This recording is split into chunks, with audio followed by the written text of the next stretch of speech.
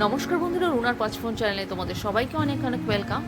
আজ আর আমি চাটনি না, আম দিয়ে বানাবো একটা মিষ্টি আচার, যেটা রুটি বা ভাত সব কিছুর সাথেই খাওয়া যায়।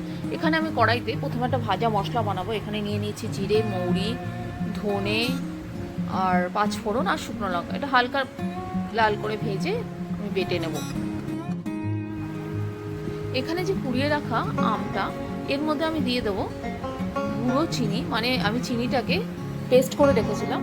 এখানে আমি 3 চামচের মতো চিনির গুঁড়ো দিয়েছি। এটাকে আমের সাথে খুব ভালো করে মিশিয়ে নেব।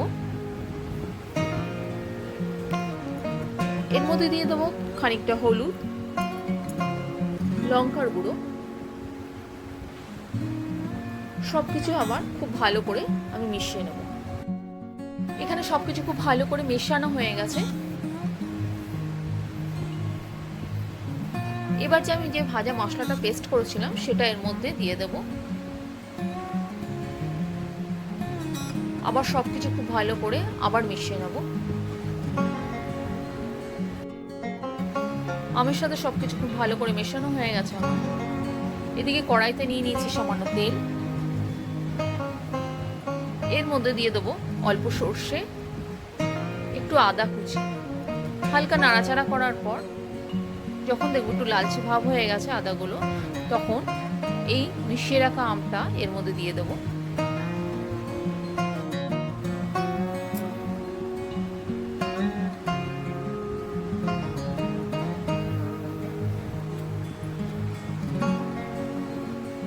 এখানে দেখো আমটা ফোটা শুরু করেছে।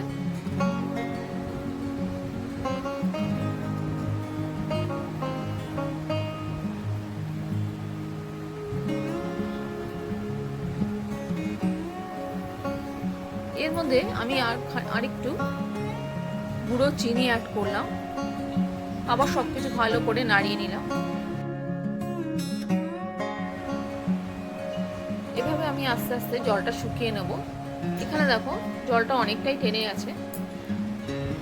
আমার এই মিষ্টি আমের আচারের রেসিপিটা খুব সহজেই তৈরি হয়ে গেছে। এই রেসিপি তোমাদের কেমন লাগলো অবশ্যই কমেন্ট করে জানিও।